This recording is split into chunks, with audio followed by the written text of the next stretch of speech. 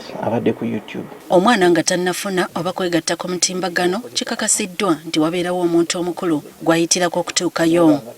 Abantu abakulu y'ensibuko y'abaana okumanya amasimu oba ebyuma bikalimagezi. Kuba gwe nga gwe obikozesanga omuntu omukulu, obikozesanga omuntu agamba nti nina eddembe lyange, eno simu yange, eno kompyuta yange, naye the moment otaddeko hotspot n'ogiwa abaana, kuba ekisooka nga tunagenda ku social media, olina gallery mwofuna ebifaananyi oba bivudde ku WhatsApp oba byonna bikuŋŋaanirawo ebiva ku mutimbagano yonna gy'atasobodde na kugenda. Kati okuziyiza abaana okulaba ebitali byabwe abakugu mu by'omutimbagano bannyonnyola by'olina okukola. Google ekozesa simu yo okugaba internet. Ekozesa ebintu by'osaakinga ku mutimbagano n'ebireeta n'ebiteeka ku hotspot. Gy'ogaba oyongeza extension ya internet yo n'ogiwa abaana ku tab zaabwe ze bawagulira ku TV, naye oyongerayo search yo eri abaana. Oyinza okuba nga tojja kubeera na mwana wo obudde bwonna ng'olina okubagulirawo mukutu gwabwe n'ogugatta ku ssimu yo. Si guzaawo eyo naye gigatte ku yo nga child account. Google esobola okumanya nti eno account ya mwana ya bujje. Ogenda kusanga ngo eyo account omwana ne bw'anaabeerako essaawa 5 egenda kumaliriza emugambye obudde bwa YouTube buweddeko. Olina okukakasa nti oteekamu emyaka gy'omwana kimutaasa okufuna obubaka obutali bubwe. Ekiddako kwe kulaba ng'ogiteekako amateeka kiyite parental guidance agatangira omwana okugenda awatasaana. Omwana waba tanaweza myaka egimu tagenda kusobola kulaba bintu bimu. Emitimbagano egyo gibitaddewo nti oba tonaweza myaka 18 bwe giba gikuleetera ebintu byosobola okulaba ekyo bakijjamu. Maxine Kigozi agamba kino kisobolera ddala ku buli muntu awatali kugenda mu ssomero. Buli simu gy'olina erina omukutu ogukkiriza okukola kino. Abalina Samsung balina application bagiyita Samsung Digital Wellbeing. Android erina Google Family. Apple naye erina something similar nti osobola oteekako erina kye bayita screen time ku iOS. Screen time eyo egena locking apps. Era osobola okuteekako ekkomo nti ne bwagezaako okunoonyereza emusaba olukusa. Olinako guest account nti omwana wo ogenda mu essimu ogiteeka mu guest mode. Wabula ng'okola kino naddala ku ssimu olina okukakasa nti ne Virtual Private Network oba VPN teriiko. Ogenda kujja ogambe nze nateekako abaana bange tebalina kulaba eno channel tebalina kulaba eno channel, oli ava eri ateekeko VPN.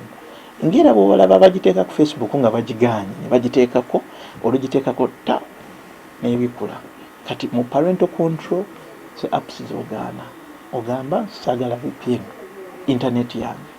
Sobola okumanya biki by'oyogedde ku ssimu, baani b'oyogedde nabo, saa mmeka z'oyogedde nabo, mitimbagano ki gy'oggudde. Ng'oggyeko essimu ate ne TV nazo kazaala bulwa.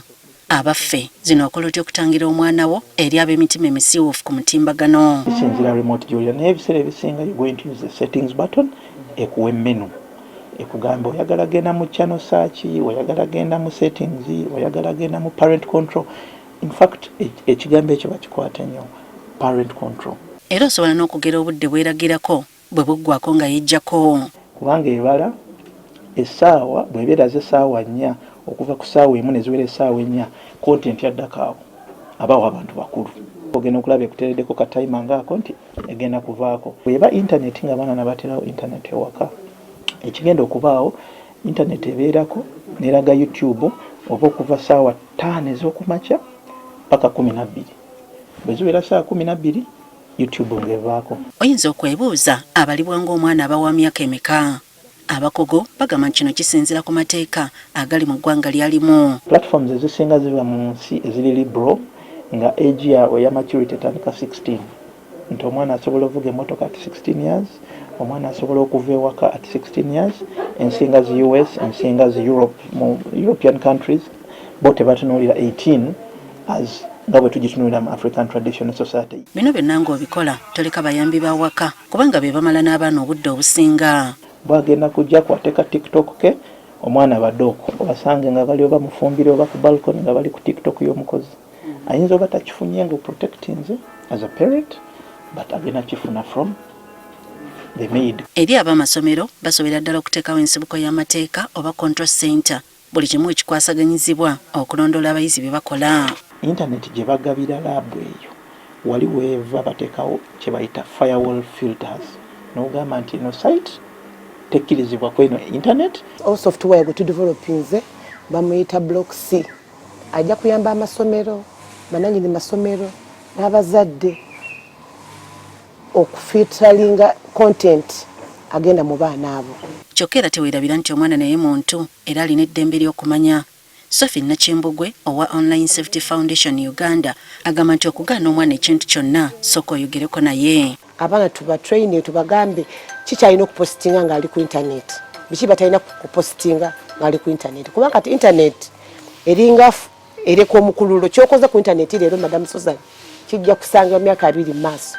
Omulembe gwa Artificial Intelligence oba AI, TikTok, Facebook, Instagram, X n'ebirala gino gyonna okugigattako kyeyagalire. Kale buvunaanyizibwa okutaasa omwana obutayonooneka olw'enkulaakulana ya tekinologiya. Susan Nanyanzi agafeeyo ku Spark TV. Something that has come with a lot of benefits.